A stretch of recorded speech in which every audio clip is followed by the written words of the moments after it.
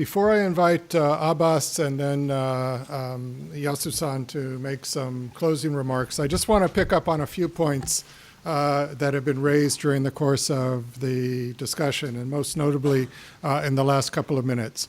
As Phuc Truan mentioned, the community of practice on urban floods is essentially intended to provide a space for the types of experts and practitioners we have here together in Tokyo and virtually connected from around the region. This is your space. We encourage you to join. There's information that's been circulated about the community of practice and the various types of ways in which you can engage with colleagues, whether it's through posing a question for an electronic discussion. A lot of topics have been noted on which there's interest for further follow-up.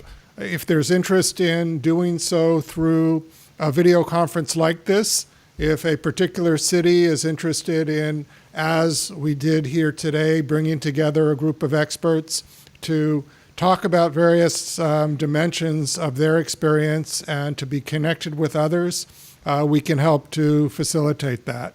If there's interest in things that are much more of a very specific technical nature, some ideas that have been put on the table or discussions around issues of how you deal with the toxic sludge from dredging.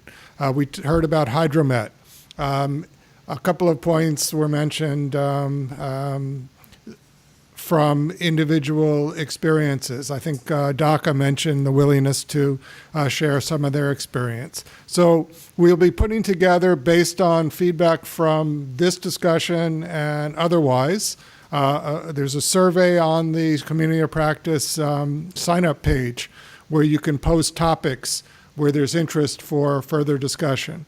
So I think we heard that there's a lot of experience around the world on dealing with floods. We also heard that floods aren't going to go away. It's impossible to prevent floods from happening, but there's a lot of good experience with both structural and non-structural measures for being prepared and mitigating the impacts. And it's precisely for the purpose of sharing those experiences, both those that have something to share and those who are interested in learning to better understand each other, that the adaptation that can ensure that good practice becomes sound practice and becomes lessons can happen. So we really hope to continue to provide a platform and forum for this purpose through the Urban Floods Community of Practice. So let me now invite Abbas to maybe share some takeaways and reflections.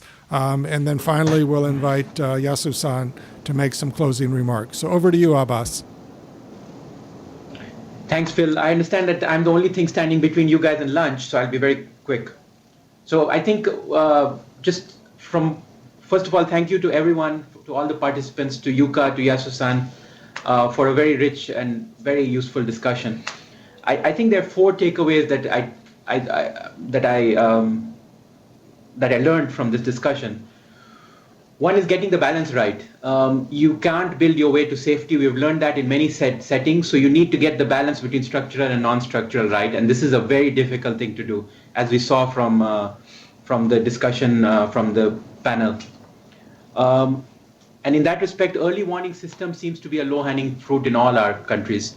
We have good empirical evidence that shows that $1 invested in early warning systems can save up to $4 to $8 later on. So I think that is takeaway number one, getting the balance right. The second is on the how. I think all countries know what is required to be done. It's the how that's so difficult to do. So for example, we all talked about integrating land use planning and risk mapping. Everyone knows that, but why is it not done? So there are certain impediments, certain constraints that we need to look at and see how we can work around that. The third, which I think wasn't really mentioned up front, but was implicit in our discussions, was about cost-benefit analysis. In DRM, I think we need to be very careful in doing traditional cost-benefit analysis, because often what happens is that the costs are borne by the poor and the benefits are reaped by the rich. So we need to be very, very careful in that respect. One of the panelists talked about SMS messaging. Now, our friends in Jakarta would remember the 2009 Mentawai tsunami and earthquake, where there was no cell phone coverage in the island. In Laos, there are places where there is no cell phone coverage. So, although cell phones are ubiquitous and we assume that everyone has it, it's not true. I mean, there's a part of the population that's not served. So we need to think of those people when we design these. And in the similar vein, I think multi-purpose structures came across as a very useful investment. I think Japan is a leader in that. Malaysia has also done some interesting work. And I think the last, and where the urban flood community of practice will be most useful, is adapting experiences to specific country contexts. So what happened in Japan may not readily be implementable in other countries, but I think the job of the urban flood COP is to adapt these and tell a story that is compelling to policymakers in different countries. So with that, I'll leave it and back to you, Phil and Yasu-san. Thank you very much, Abbas. And let me now turn to Yasu-san for some further reflections and last words. Yasu-san. Thank you, Phil, and thank you, Abbas. And I totally echoed what you raised and today's outcome. And it is no doubt the urbanization and provide us a great opportunity to economic development. But at the same time, and through that the concentration that people and assets and disaster risk management is quite important to avoid these risks. And it is our mission to how to balance these opportunities and risks. The main purpose of that disaster management is realizing these missions. That means the mainstream disaster risk management. That's the reason that the Japanese government and the country supporting the establishment of the program and also the hub in Tokyo. And thanks to the participants in the Tokyo, and particularly Mr. Tachi, he has contributed a lot to the discussion today. And one takeaway myself from his intervention is that how important to coordinate among the players, particularly the River Basin Management Authority and Community Authority of the urbanization. And this is a quite important aspects. Quite honestly, that no country is perfect in this coordination. So it is a huge task in front of us.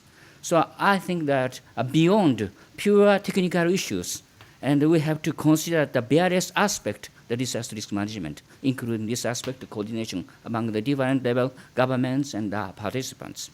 Also that today, and the important issue is that how to measure the risks and the damage of the disaster risk management.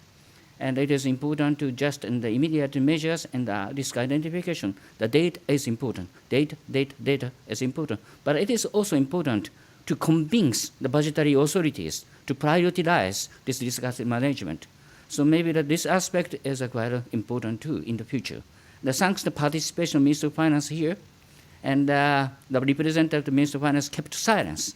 But I believe that he now get the messages and today's and this inaugural meetings. Thank you very much again, Abbas and Phil and Yuka.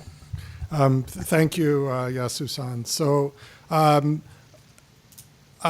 of our colleagues in Jakarta asked about the presentation, and I want to mention that all of the presentation materials will be available on the Urban Floods Community of Practice, as will a recording of this session. And I hope that those who may be watching through the web stream, if you have additional questions, please launch a question through the Community of Practice site. I think we can collect both the questions and the responses and make this an ongoing live discussion. We'll be organizing future discussions around other topics and involving the experiences of other countries. So I hope you've been able to note the advantages of this type of a forum.